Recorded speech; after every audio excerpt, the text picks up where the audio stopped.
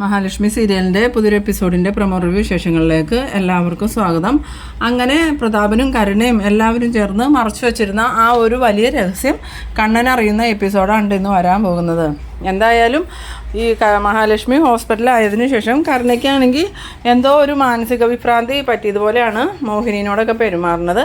അങ്ങനെ മോഹിനി മഹാലക്ഷ്മിയുടെ അടുത്തേക്ക് പോകാൻ വേണ്ടി റെഡിയായി ഇറങ്ങുന്ന സമയത്ത് തീർത്ഥാടനത്തിന് പോയ പ്രതാപനും പ്രതാപൻ്റെ അമ്മയും മടങ്ങി വരുന്നുണ്ട്. പ്രതാപൻ്റെ അമ്മ കാറിൽ നിന്ന് ഇറങ്ങിയതും നോക്കുമ്പോൾ കാണുന്നത് മോഹിനിനെയാണ്. അപ്പോൾ തന്നെ പ്രതാപനോട് പറയുന്നുണ്ട്, ഒരു നല്ല കാര്യം കഴിഞ്ഞ് വന്നിട്ട് കണി കാണുന്നത് ഇവളെയാണല്ലോടാ, ആ കാര്യങ്ങളൊക്കെ വെറുതെ ആവുമല്ലോ എന്ന് പറയുമ്പം പ്രതാപൻ പറയുന്നുണ്ട്, അവളുടെ നോട്ടം കണ്ടിട്ട് അത്ര പന്തിയായിട്ട് തോന്നണില്ലല്ലോ എന്ന്. ആ സമയത്ത് പ്രതാപൻ്റെ അമ്മ നോക്കുമ്പോഴും മോഹിനിയാണെങ്കിൽ ഭയങ്കര രൂക്ഷമായി തന്നെ ഇവരെ രണ്ടുപേരെയും നോക്കുന്നുണ്ട്. അന്നേരം പ്രതാപൻ്റെ അമ്മയും പറയുന്നുണ്ട്, ശരിയല്ലോടാ നീ പറഞ്ഞത്, അവൾ ഭയങ്കര ഭീകരമായിട്ടാണല്ലോ നോക്കണേ, അവൾക്കിത് എന്ത് പറ്റി കാണുമെന്ന്. എന്തായാലും അമ്മ വാന്നും പറഞ്ഞുകൊണ്ട് പ്രതാപനാണെങ്കിൽ അമ്മയും വിളിച്ചുകൊണ്ട് അകത്തേക്ക് കയറുമ്പം മോഹിനിയാണെങ്കിൽ ഭയങ്കര ദേഷ്യത്തോടുകൂടി തന്നെ ഇവരെ നോക്കുമ്പം പ്രതാപൻ്റെ അമ്മ ചോദിക്കുന്നുണ്ട്, നീ എന്താടി ഇങ്ങനെ നോക്കണേ, നീ ഞങ്ങളെ ആദ്യമായിട്ട് കാണുവാണെന്ന് ചോദിക്കുമ്പം ആദ്യമായിട്ട് കാണുമൊന്നുമല്ല, നിങ്ങളുടെ സ്വഭാവമൊക്കെ എനിക്കറിയാം, പക്ഷേ നിങ്ങൾ വളർത്തി കരുണയും അതേ രീതിയിൽ തന്നെ ദുഷ്ട മനസ്സാക്കിയല്ലോ. ആ സമയത്ത് പ്രതാപൻ ചോദിക്കുന്നുണ്ട്, നീ എന്തൊക്കെയാടി ഈ പറയണേ, നിനക്കെന്താ സുഖമില്ലേ എന്ന് ചോദിക്കുമ്പം അത് അകത്ത് നിങ്ങളുടെ മോള് വന്നിരിക്കുന്നുണ്ട്, അവളോട് ചോദിക്കുക അവൾ എന്തൊക്കെ ഒപ്പിച്ചിട്ട് ഇവിടെ വന്ന് നിൽക്കണേന്ന്, അവൾ എന്തൊപ്പിച്ചു എന്നാണ് നീ പറയണേന്ന് ചോദിക്കുമ്പം അവൾ വേറെ ഒന്നും അല്ല ചെയ്തത്, ലക്ഷ്മി മോളെ സ്റ്റെപ്പിൽ നിന്ന് ഉന്തി താഴേക്ക് ഇട്ടുവെന്ന്. അത് കേട്ടതും പ്രതാപൻ പറയുന്നുണ്ട്, അതെങ്ങനെയാണ്, അവൾ ആ മാതിരിയല്ല എൻ്റെ കുഞ്ഞിനെ അവിടെ ഇട്ട് കഷ്ടപ്പെടുത്തിയത്, പിന്നെ എൻ്റെ മോളങ്ങനെ ചെയ്യാതിരിക്കണേ എങ്ങനെയാണെന്ന് ചോദിക്കുമ്പം മോളെ ന്യായീകരിക്കണേന് ഇപ്പോഴും കുറവൊന്നുമില്ലല്ലോ. എന്തായാലും കരുണ ഈ ചെയ്തതിന് അനന്തവും കണ്ണനൊന്നും നിങ്ങളെ വെറുതെ വിടുമെന്ന് വിചാരിച്ചിരിക്കണ്ട, ഒന്നിലെ ഇപ്പം തന്നെ ഇവിടെ പോലീസ് എത്തും, ഇല്ലെങ്കിൽ മാർക്കോയായിരിക്കും വരണേ. നീ എന്തൊക്കെയാടി മോഹിനി പറയണേ, അതിന് പോലീസ് എന്തിനും ഇങ്ങോട്ട് വന്നേന്ന് ചോദിക്കുമ്പം അതുമാതിരിയുള്ള ദ്രോഹമല്ലേ എൻ്റെ മോളോട് ഇവള് ചെയ്തത്, അമ്മയ്ക്കും കുഞ്ഞിനും കുഴപ്പമൊന്നും ഇല്ലാണ്ടിരുന്നാൽ മതിയായിരുന്നു എന്നും പറഞ്ഞ് മോഹിനി പോകുന്നുണ്ട്. മോഹിനി പോയി കഴിഞ്ഞതും ഈ പ്രതാപനും പ്രതാപൻ്റെ അമ്മയും അകത്തേക്ക് കയറി ചെല്ലുമ്പോൾ കരുണയാണെങ്കിൽ ഈ ദേഷ്യത്തോടു കൂടി തന്നെ അങ്ങനെ നിൽക്കുന്നുണ്ട്. പ്രതാപൻ്റെ അമ്മ കരുണയുടെ അടുത്ത് നിന്നിട്ട് ചോദിക്കുന്നുണ്ട്, മോളുടെ മുഖത്ത് എന്താ പാടെന്ന് ചോദിക്കുമ്പം അതോ മുത്തശ്ശി എന്നെ അമ്മ തല്ലിയതാന്ന് പറഞ്ഞു. അതെന്തിനാ അവൾ മോളെ തല്ലിയെന്ന് ചോദിക്കുമ്പം അത് അമ്മയുടെ മോളെ ഞാൻ സ്റ്റെപ്പിൽ നിന്ന് ഉന്തി വിട്ടിട്ടല്ലേ ഇങ്ങോട്ട് വന്നത്, അവളിപ്പോൾ ICUലാണ്. അത് കേട്ടതും പ്രതാപൻ്റെ അമ്മ പറയുന്നുണ്ട്, നേരാണോ മോളെ, അവൾ മരിക്കുമെന്ന് ചോദിക്കുമ്പം അതൊന്നും എനിക്കറിയില്ല, എന്തായാലും അവൾക്ക് കുറച്ച് ഗുരുതരമായിരിക്കും, ഒന്നുമില്ലെങ്കിലും അവളുടെ കുഞ്ഞെങ്കിലും മരിക്കും. ആ സമയം പ്രതാപൻ പറയുന്നുണ്ട്, മോളെ എന്ത് മണ്ടത്തരാ മോളെ ചെയ്തത്, ഇങ്ങനെ പരസ്യമായിട്ടൊക്കെ ചെയ്യാൻ പാടുണ്ടോ, എല്ലാവരുടെയും മുമ്പിൽ വെച്ചല്ലേ മോളെ അവൾ ഉന്തിയിട്ടത്, ഇനിയിപ്പോൾ ഇത് കേസും പ്രശ്നമൊക്കെ ആവൂലേ, ഇനിയിപ്പോൾ വരാൻ പോകുന്നത് ചിലപ്പോൾ പോലീസായിരിക്കും അല്ലെങ്കിൽ മാർക്കോയായിരിക്കും, മാർക്കോ എന്തായാലും പെണ്ണുങ്ങളെ തല്ലൂല, അതുകൊണ്ട് മിക്കവാറും അവൻ തല്ലണത് എന്നെയായിരിക്കും എന്ന്. ആ സമയത്ത് കരുണയാണെങ്കിൽ ഭയങ്കര ദേഷ്യത്തോടു കൂടി പറയുന്നുണ്ട്, ഇനിയിപ്പോൾ മാർക്കോയുടെ ഇന്ന് തല്ല് കൊണ്ടാലും പോലീസ് സ്റ്റേഷനിൽ പോയാലും ജയിലിൽ പോയാലും എനിക്ക് പ്രശ്നമൊന്നുമില്ല, അവളും അവളുടെ കുഞ്ഞും മരിച്ചു എന്ന് കേട്ടാൽ മതിയെന്ന്. അത് കേട്ടതും മോള് പറഞ്ഞത് നേരെ, അവളും അവളുടെ കുഞ്ഞും മരിക്കേണ്ടത് തന്നെയാണ്, പക്ഷേ ഇതുപോലെ പരസ്യമായിട്ടൊക്കെയാണോ അത് ചെയ്യണത്, രഹസ്യമായിട്ട് നമുക്ക് അവളെയും അവളുടെ കുഞ്ഞിനെ ഇല്ലാതാക്കാറുന്നല്ലോ, മോളെ എന്ത് മണ്ടത്തരം മോളെ കാണിച്ചതെന്ന് ചോദിക്കുമ്പോൾ ഇതിനു മുമ്പ് പല പ്രാവശ്യം അച്ഛനും മുത്തശ്ശിയും എല്ലാവരും ചേർന്ന് അവളെയും അവളുടെ കുഞ്ഞിനെ ഇല്ലാതാക്കാൻ നോക്കിയതല്ലേ, എന്നിട്ട് എന്തെങ്കിലും നടന്നോ, ഇനിയിപ്പോൾ പരസ്യമായിട്ട് ചെയ്തതിൻ്റെ പേരിൽ ജയിലിൽ പോകേണ്ട വന്നാലും എനിക്ക് കുഴപ്പമൊന്നുമില്ല എന്ന് ഞാൻ പറഞ്ഞില്ലേ, അവിടെ അവളുടെ അടിമയായിട്ട് ജീവിക്കണേക്കാളും നല്ലത് ജയിലിൽ പോയി താമസിക്കണേന്ന്. പിന്നീട് കാണിക്കുന്നത് നമ്മളുടെ കണ്ണനാണെങ്കിൽ ICUവിൻ്റെ മുമ്പിൽ വിഷമിച്ച് നിൽക്കുന്ന സമയത്ത് മോഹിനി അങ്ങോട്ട് ചെല്ലുന്നുണ്ട്. മോഹിനി കണ്ണനെ കണ്ടതും മോൾക്ക് എങ്ങനെയുണ്ട്, കുഞ്ഞിന് എന്തെങ്കിലും കുഴപ്പമുണ്ടോ എന്ന് ചോദിക്കുമ്പോൾ ഒന്നും പറയാറായിട്ടില്ല അമ്മേ, എന്തായാലും മഹിക്കും കുഞ്ഞിനും കുഴപ്പമൊന്നുമില്ല എന്നാണ് ഡോക്ടർ പറഞ്ഞത്. മോളെ കണ്ടോന്ന് ചോദിക്കുമ്പം ഇല്ല അമ്മേ, ആരെയും കാണാൻ അനുവദിക്കണില്ല, ഡോക്ടർ കണ്ട് സംസാരിച്ചായിരുന്നു, അപ്പോൾ ഡോക്ടർ പറഞ്ഞത് കുഞ്ഞിന് അനക്കമൊക്കെ ഉണ്ട്, കുഴപ്പമൊന്നുമില്ല, എത്രയും പെട്ടെന്ന് ഓപ്പറേഷൻ ചെയ്ത് കുഞ്ഞിനെ പുറത്തെടുക്കാമെന്ന് തന്നെയാണ്. എൻ്റെ ഭഗവാനെ എന്തൊക്കെയാണ് ഇവിടെ നടക്കണേ, എന്നാലും കാരണം ഇതുപോലെ ഒരു ദ്രോഹം ചെയ്യുമെന്ന് ഞാൻ സ്വപ്നത്തിൽ പോലും വിചാരിച്ചില്ല മോനെ, അവളുടെ അച്ഛനും മുത്തശ്ശിയും അവളെ വളർത്തി ഈ ഒരു അവസ്ഥയിലായി അവൾ, ഇനി അവളെ നല്ലൊരു മോളാക്കി എടുക്കാൻ പറ്റുമെന്നൊന്നും എനിക്ക് തോന്നണില്ല എന്ന് പറയുമ്പോൾ കണ്ണൻ പറയുന്നുണ്ട്, അവളെ മര്യാദ പഠിപ്പിക്കാൻ പോയിട്ട് ഇപ്പം മഹിക്ക് ഈ അവസ്ഥ വന്നത്, എന്തായാലും ഇനി ഞാൻ അവളെയോ പ്രതാപനെ വെറുതെ വിടാൻ പോണില്ല, അമ്മയുടെ മോളായതുകൊണ്ട് തന്നെ അമ്മയ്ക്ക് വിഷമം ഉണ്ടാവും, എന്നാലും ഞാൻ അവളെ ഇനി വെറുതെ വിടില്ല അമ്മയെന്ന്. ആ സമയത്ത് മോഹിനി പറയുന്നുണ്ട്, പ്രതാപേട്ടൻ അന്ന് മോൻ്റെ അച്ഛനെ കൊന്നില്ലേ, അതിൽ ആ വാമദേവൻ എന്തോ പങ്കുണ്ടെന്നാണ് എനിക്ക് തോന്നണേന്ന്. അന്നേരം കണ്ണൻ ചോദിക്കുന്നുണ്ട്, എന്താ അമ്മ അങ്ങനെ പറഞ്ഞതെന്ന് ചോദിക്കുമ്പം അന്ന് പ്രതാപേട്ടന് സമനില പോയ സമയത്ത് വാമദേവൻ കൊലയാളിയാന്നൊക്കെ പറഞ്ഞ് വാമദേവൻ വീട്ടിൽ വന്ന സമയത്ത് വഴക്കുണ്ടാക്കുമോ, വാമദേവനോട് ഇറങ്ങി പോകാനൊക്കെ പ്രതാപേട്ടൻ പറഞ്ഞിരുന്നു. അതുമാത്രമല്ല മോനെ, അന്ന് ആസ്പത്രി കിടന്നപ്പോൾ വരുന്നവരോടും പോകുന്നവരോടൊക്കെ പ്രതാപേട്ടൻ പറയുന്നുണ്ടായിരുന്നു, പ്രതാപേട്ടൻ മോൻ്റെ അച്ഛനെ കൊന്ന കാര്യം, ആ സമയത്ത് കണ്ണൻ ചോദിക്കുന്നുണ്ട്, അപ്പോൾ എൻ്റെ അമ്മാവൻ കൊട്ടേഷൻ കൊടുത്തിട്ടായിരിക്കും ആ പ്രതാപൻ എൻ്റെ അച്ഛനെ കൊന്നേന്ന് ചോദിക്കുമ്പം അറിയില്ല മോനെ, ഞങ്ങൾക്ക് ആ കാര്യങ്ങളിലൊന്നും ഒരു വ്യക്തതയില്ല. എന്തായാലും പ്രതാപേട്ടൻ്റെയും അയാളുടെയും പെരുമാറ്റം കണ്ടിട്ട് അങ്ങനെ തോന്നണേന്ന് പറയുമ്പോൾ കണ്ണൻ പറയുന്നുണ്ട്, ചിലപ്പോൾ നേരായിരിക്കും. അന്ന് അച്ഛൻ മരിക്കുന്നതിന് മുമ്പ് അമ്മാവൻ കമ്പനിയിൽ എന്തൊക്കെയോ തിരിമറികൾ നടത്തിയെന്നും പറഞ്ഞ് അച്ഛനും അമ്മാവനുമായിട്ട് വാക്കുതർക്കമൊക്കെ ഉണ്ടായി. പിന്നീട് അച്ഛൻ അമ്മാവനെ കമ്പനിയിൽ നിന്ന് പുറത്താക്കണമെന്ന് തീരുമാനം എടുത്തായിരുന്നു. ആ സമയത്താണ് അച്ഛൻ കൊല്ലപ്പെട്ടത്. പിന്നീട് ഞാൻ ആ കാര്യമൊക്കെ മറന്നു. അതുമാത്രമല്ല, ഞാൻ പിന്നെ വീൽ ചെയറിലും ആയല്ലോ. കമ്പനി കാര്യങ്ങളൊക്കെ പിന്നെ അമ്മാവൻ തന്നെയാണ് നോക്കി നടത്തിയത്. എന്തായാലും ഇത് കണ്ടുപിടിക്കണം മോനെ, അങ്ങനെയാണെങ്കിൽ അയാളെ വെറുതെ വിടരുത്.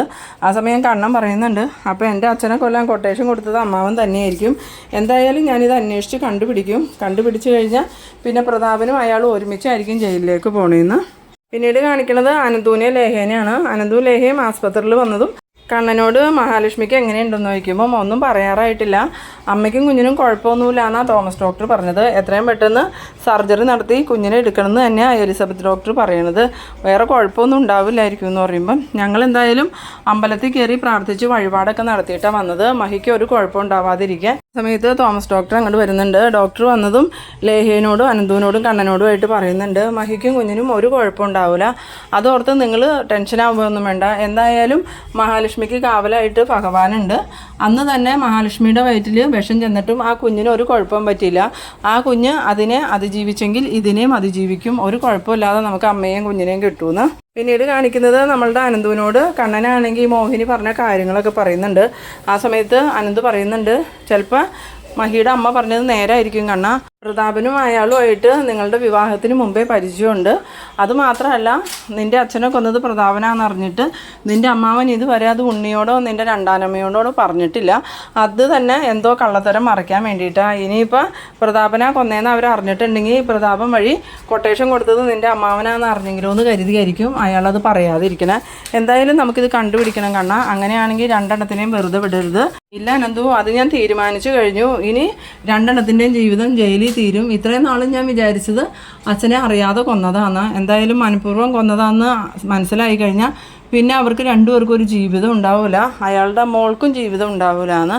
എന്തായാലും എത്രയും പെട്ടെന്ന് ആ പ്രതാപനെ ചികിത്സിച്ച ഡോക്ടറെ ഒന്ന് നമുക്ക് കാണണം അനന്തു. ആ ഡോക്ടറെ കണ്ടു കഴിഞ്ഞാൽ സത്യങ്ങളൊക്കെ മനസ്സിലാക്കാൻ പറ്റും. അന്ന് അയാൾ ആസ്പത്രി കിടന്ന സമയത്ത് എൻ്റെ അച്ഛനെ കൊന്ന കാര്യം ഇങ്ങനെ വിളിച്ച് പറഞ്ഞുകൊണ്ടിരിക്കുമായിരുന്നു എന്നാണ് പറഞ്ഞത്. അതുകൊണ്ട് ഡോക്ടർക്കും അറിയാമായിരിക്കുന്നു. എന്നാൽ നമുക്ക് എത്രയും പെട്ടെന്ന് പോയി ഡോക്ടറെ കാണണം എന്നൊക്കെ ഇവരിങ്ങനെ തീരുമാനിക്കുന്നുണ്ട്. പിന്നീട് കാണിക്കുന്നത് മാർക്കോനെയാണ്. മാർക്കോയാണെങ്കിൽ ലോപ്പസിനോട് പറയുന്നുണ്ട്, എന്തായാലും ആ കരുണ ഇത്രയ്ക്കും ക്രൂരത ചെയ്യുമെന്ന് വിചാരിച്ചില്ല. മഹാലക്ഷ്മിയുടെ കുഞ്ഞിനോ മഹാലക്ഷ്മിക്കോ എന്തെങ്കിലും സംഭവിച്ചാൽ പിന്നെ ആ പ്രതാപനും കരുണയൊന്നും ഈ ഭൂമിയിൽ ഉണ്ടാവില്ല. അന്നേരം ലോപ്പസ് പറയുന്നുണ്ട്, എന്തായാലും നമ്മൾ സ്ത്രീകളെ തല്ലാറില്ല, അതുകൊണ്ട് ആ കരുണയൊന്നും ചെയ്യാൻ പറ്റില്ല. മോള് ചെയ്ത തെറ്റിന് ആ പ്രതാപനെ കെട്ട് രണ്ടെണ്ണം കൊടുക്കണ്ടേടാ മാർക്കോന്ന്. സമയത്ത് മാർക്കോ പറയുന്നുണ്ട്, പിന്നെ പ്രതാപനെ ഒന്ന് കൈകാര്യം ചെയ്യണം. എന്തായാലും നമുക്ക് ഇപ്പോൾ തന്നെ അയാളുടെ വീട്ടിലേക്ക് പോകാമെന്നും പറഞ്ഞ് മാർക്കോയും ലോപ്പസും കൂടി ബുള്ളറ്റിൽ കയറി ഈ പ്രതാപൻ്റെ വീട്ടിലേക്ക് ചെല്ലുന്നുണ്ട്. ഇതേസമയം പ്രതാപനും പ്രതാപൻ്റെ അമ്മയും ഇനി എന്തൊക്കെ സംഭവിക്കുമെന്ന് അറിയില്ലല്ലോ ഭഗവാനെ എന്നും പറഞ്ഞിരിക്കുന്ന സമയത്താണ് മാർക്കോയുടെ ബുള്ളറ്റ് അങ്ങോട്ട് വരുന്നത്. മാർക്കോയുടെ ബുള്ളറ്റ് കണ്ടതും പ്രതാപനാണെങ്കിൽ പേടിയോടുകൂടി അമ്മ അതേ മാർക്കോ വന്നേക്കണു. സമയത്ത് പ്രതാപൻ്റെ അമ്മ പറയുന്നുണ്ട്, ഇനി എന്തായാലും നിൻ്റെ കാര്യത്തിലൊരു തീരുമാനമാക്കിയിട്ട് അവന് ഇവിടുന്ന് പോവുള്ളൂ എന്ന്.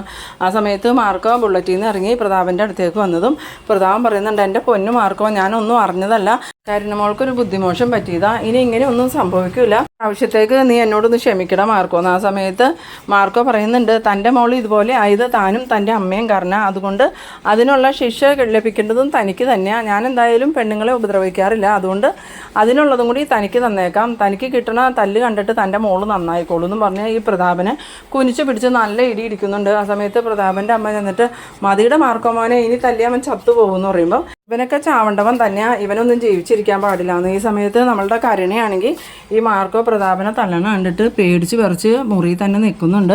ആ സമയം മാർക്കോ ചോദിക്കുന്നുണ്ട്, അവളെവിടെ, ആ കരുണ എവിടെയെന്ന് ചോദിക്കുമ്പം മോനെ മാർക്കോ അവളെ ഒന്നും ചെയ്യല്ലേടാന്നും പറഞ്ഞുകൊണ്ട് മാർക്കോയുടെ മുമ്പിലേക്ക് പ്രതാപൻ്റെ അമ്മ വന്നതും, നിങ്ങൾ മര്യാദക്ക് മാറി നിന്നോ, അവളെവിടെയെന്നും ചോദിച്ച് മാർക്കോ ഒച്ചെടുത്തതും കരുണയാണെങ്കിൽ ഞാനിവിടെ ഉണ്ടെന്നും പറഞ്ഞ് അങ്ങോട്ട് വരുന്നുണ്ട്. ആ സമയത്ത് മാർക്കോ പറയുന്നുണ്ട്, മഹാലക്ഷ്മിക്കോ കുഞ്ഞിനോ എന്തെങ്കിലും സംഭവിച്ചിട്ടുണ്ടെങ്കിൽ പിന്നെ നിന്നെയും നിൻ്റെ അച്ഛനെയും മുത്തശ്ശീനെയും ഞങ്ങൾ ഇഞ്ചിഞ്ചായിട്ട് കൊല്ലും, അത് ഓർമ്മ വെച്ചോന്നും പറഞ്ഞ് മാർക്കോയും ലോപ്പസും അങ്ങോട്ട് പോകുന്നുണ്ട്. പിന്നീട് കാണിക്കുന്നത് നമ്മളുടെ കണ്ണനാണെങ്കിൽ ഈ പ്രതാപനെ ചികിത്സിച്ച ഡോക്ടറെ കാണാൻ വന്നേക്കാണ്. ഡോക്ടറെ കണ്ടതും കണ്ണൻ സ്വയം പരിചയപ്പെടുത്തുന്നുണ്ട്. ആ സമയത്ത് ഡോക്ടർ പറയുന്നുണ്ട്, എനിക്കറിയാം കണ്ണൻ സാറിനെ, ഞാനും ഡോക്ടറെ കാണാൻ വന്നത് എനിക്കൊരു കാര്യം അറിയണമായിരുന്നു. കുറച്ച് ദിവസങ്ങൾക്ക് മുമ്പ് പ്രതാപൻ എന്ന് പറഞ്ഞ ഒരാൾ സമനില തെറ്റി ഇവിടെ ചികിത്സയിൽ ഉണ്ടായിരുന്നില്ലേ എന്ന് ചോദിക്കുമ്പോൾ പ്രതാപൻ ഞാൻ ഓർക്കുന്നുണ്ട്, അയാൾ എന്തെങ്കിലും കൊലപാതകത്തെക്കുറിച്ച് പറഞ്ഞു എന്ന് ചോദിക്കുമ്പോൾ അയാൾ എപ്പോഴും ആരെയോ കൊന്ന കാര്യം ഇങ്ങനെ വിളിച്ച് പറഞ്ഞുകൊണ്ടിരിക്കുന്നുണ്ടായിരുന്നു. കൊന്നത് ആരെയാണെന്ന് എന്തെങ്കിലും പറഞ്ഞു എന്ന് ചോദിക്കുമ്പോൾ ഞാൻ ഓർക്കുന്നുണ്ട്, കണ്ണൻ്റെ അച്ഛൻ വിശ്വനാഥനെ കൊന്നു എന്ന് തന്നെയാണ് പറഞ്ഞത്. അപ്പോൾ അത് കണ്ണൻ സാറിൻ്റെ അച്ഛനെയാണോ അയാൾ കൊന്നതെന്ന് ചോദിക്കുമ്പം അതെ, എൻ്റെ അച്ഛനെ അയാൾ കൊന്നത്. അയാൾ വേറെ എന്തെങ്കിലും പറഞ്ഞു എന്ന് ചോദിക്കുമ്പോൾ ഡോക്ടർ അന്ന് പ്രതാപനെ പരിശോധിക്കാൻ ചെന്നപ്പോൾ പ്രതാപൻ പറഞ്ഞ ആ കാര്യങ്ങളൊക്കെ ഓർക്കുന്നുണ്ട്. ഡോക്ടർ ചെന്നതും ഡോക്ടറെ എനിക്ക് കണ്ണനെ കാണണമെന്ന് പറയുമ്പോൾ ഡോക്ടർ ചോദിക്കുന്നുണ്ട്, ഏത് കണ്ണൻ? എൻ്റെ മഹാലക്ഷ്മിനെ വിവാഹം കഴിച്ചേക്കണ കണ്ണനില്ലേ, കമലേശ്വരത്തെ കണ്ണൻ, എനിക്ക് കണ്ണനെ അത്യാവശ്യമായിട്ട് കാണണം. എന്തിനാ ഇപ്പോൾ കണ്ണനെ കാണണമെന്ന് ചോദിക്കുമ്പോൾ വേറൊന്നുമല്ല, കണ്ണൻ്റെ അച്ഛനില്ലേ വിശ്വനാഥൻ, അവനെ കൊന്നത് ഞാനാ, അതെനിക്ക് കണ്ണനോട് തുറന്നു പറയണം. സമയത്ത് ഡോക്ടർ ചോദിക്കുന്നുണ്ട്, നിങ്ങൾ പറയണതെല്ലാം സത്യമാണോ? അതേ ഡോക്ടറെ, ഞാൻ പറയണതെല്ലാം സത്യ. 20 വർഷം മുമ്പാണ് ഞാൻ എൻ്റെ ലോറി അവൻ്റെ ബൈക്കിലേക്ക് ഇടിച്ച് കയറ്റി അവനെ കൊന്നത്. അതെന്തിനു വേണ്ടിയായിരുന്നു അയാളെ കൊന്നതെന്ന് ചോദിക്കുമ്പം അത് വേറെ ഒന്നിനുമല്ല, എനിക്ക് വിശ്വനാഥനുമായിട്ട് വഴക്കൊന്നും ഉണ്ടായില്ല. പക്ഷേ ആ വാമദേവനില്ലേ, വിശ്വനാഥൻ്റെ അളിയൻ, അവൻ എനിക്ക് കൊട്ടേഷൻ തന്നതാ ഈ വിശ്വനാഥനെ കൊല്ലാൻ പറഞ്ഞ. അതെന്തിനാ അയാൾ നിനക്ക് കൊട്ടേഷൻ തന്നതെന്ന് ചോദിച്ചപ്പോൾ ഈ പ്രതാപൻ പറയുന്നുണ്ട്, അത് വേറെ ഒന്നുമല്ല, വിശ്വനാഥൻ്റെ കമ്പനിയിൽ വാമദേവൻ എന്തൊക്കെയോ തിരിമറികൾ നടത്തി, അത് വിശ്വനാഥൻ കണ്ടുപിടിച്ചു. അതുകൊണ്ട് വാമദേവൻ എനിക്ക് കൊട്ടേഷൻ തന്നതാ വിശ്വനാഥനെ കൊന്നു കളയാൻ. അന്ന് തന്നെ ഞാൻ വിശ്വനാഥനെ കൊല്ലുകയും ചെയ്തു. ആ വാമദേവൻ കാരണം ഡോക്ടറെ എനിക്ക് ഈ അവസ്ഥ വന്നത്. പാവം വിശ്വനാഥൻ, അവനുമായിട്ട് എനിക്കൊരു ബന്ധം ഉണ്ടായിരുന്നില്ല, എന്നിട്ടും ഞാൻ അവനെ കൊന്നു എന്നും പറഞ്ഞ് ഈ പ്രതാപൻ പറയുന്ന ആ സംഭാഷണമൊക്കെ ഡോക്ടർ കണ്ണനോട് പറയുന്നുണ്ട്. അത് കേട്ടതും കണ്ണനാണെങ്കിൽ ആകെ ദേഷ്യത്തോടുകൂടി ഇങ്ങനെ മനസ്സിൽ വിചാരിക്കുന്നുണ്ട്, എടാ ചതിയ, എന്നിട്ടാണ് മഹിയെ ബ്ലാക്ക്മെയിൽ ചെയ്യാൻ വന്നത്. ഇയാളെ ഞാൻ ഒരിക്കലും വെറുതെ വിടില്ല. ഇന്ന് തന്നെ എല്ലാവരുടെയും മുഖംമൂടി ഞാൻ വലിച്ചു കീറും. അതോടുകൂടി പ്രതാപനെയും വാമദേവനെയും ഞാൻ ജയിലിലോട്ട് പറഞ്ഞു വിടുമെന്നൊക്കെ ഇങ്ങനെ മനസ്സിൽ ആലോചിച്ചുകൊണ്ട് കണ്ണൻ അങ്ങോട്ട് പോകുന്നുണ്ട്. പിന്നീട് കാണിക്കുന്നത് അനന്തുവിനെ ലേഖേനെയാണ്. അനന്തു ലേഖയും ഡോക്ടറെ കാണാൻ ചെല്ലാണ്. ഡോക്ടറെ കണ്ടതും ലേഖ ചോദിക്കുന്നുണ്ട്, ഡോക്ടറെ മഹിക്കും കുഞ്ഞിനും കുഴപ്പമൊന്നുമില്ലല്ലോ എന്ന് പറയുമ്പോൾ നിലവിൽ കുഴപ്പമൊന്നുമില്ല, പക്ഷേ സർജറി എങ്ങനെയാണെന്ന് പറയാൻ പറ്റില്ല. നിങ്ങൾ ഈ വിവരം കണ്ണനോടൊന്നും പറയണ്ട. അകത്ത് കിടക്കണ മഹിയാണെങ്കിലും ഭയങ്കര ടെൻഷനിൽ തന്നെയാണ്. ബോധം തെളിയുമ്പോൾ എൻ്റെ കുഞ്ഞെന്ന് തന്നെ പറഞ്ഞുകൊണ്ടിരിക്കണം. എന്തായാലും കണ്ണൻ ചെയ്തത് വലിയ മണ്ടത്തരമായിപ്പോയി. ഒരിക്കലും ആ വീട്ടിൽ കൂടുന്ന മഹാലക്ഷ്മിയെ താമസിപ്പിക്കാൻ പാടില്ലായിരുന്നു. അന്നേരം ലേഖ പറയുന്നുണ്ട്, ഞങ്ങൾ പല പ്രാവശ്യം പറഞ്ഞതാ കണ്ണേട്ടനോട് മഹിയെ എൻ്റെ വീട്ടിലേക്ക് തിരിച്ചു കൊണ്ടുവരാൻ. അപ്പോൾ കണ്ണേട്ടനാ പറഞ്ഞ 2-3 ദിവസം അവിടെ നിൽക്കട്ടെ എന്ന്. എന്തായാലും ഇങ്ങനെയൊക്കെ സംഭവിക്കുമെന്നൊന്നും ഞങ്ങളാരും വിചാരിച്ചില്ല എന്ന്. ആ സമയത്ത് ഡോക്ടർ പറയുന്നുണ്ട്, എന്തായാലും ആ കുട്ടിക്ക് ഭാഗ്യമുണ്ട്, നിലവിൽ കുഞ്ഞിനോ അമ്മയ്ക്കോ വലിയ പ്രശ്നങ്ങളൊന്നുമില്ല, എന്തായാലും ദൈവത്തിൻ്റെ കാവലുണ്ടെന്ന്. അത് കേട്ടതും അനന്തവും ലേഖയും ആശ്വാസമായ രീതിയിൽ ഇങ്ങനെ നിൽക്കുന്ന ആ ഒരു സീനിലാണ് ഈ എപ്പിസോഡ് അവസാനിക്കുന്നത്. അപ്പോൾ നിങ്ങളെൻ്റെ വീഡിയോ ആദ്യമായി കാണുന്നവരാണെങ്കിൽ ചാനലൊന്ന് സബ്സ്ക്രൈബ് ചെയ്യാനും ഇഷ്ടമായ ലൈക്ക് ചെയ്യാനും ഷെയർ ചെയ്യാനും മറക്കരുത്. അപ്പോൾ ഇതുപോലെ ഇൻട്രസ്റ്റിംഗ് ആയിട്ടുള്ള അടുത്തൊരു എപ്പിസോഡുമായി നമുക്ക് വീണ്ടും കാണാം. അതുവരേക്കും ബൈ ബൈ.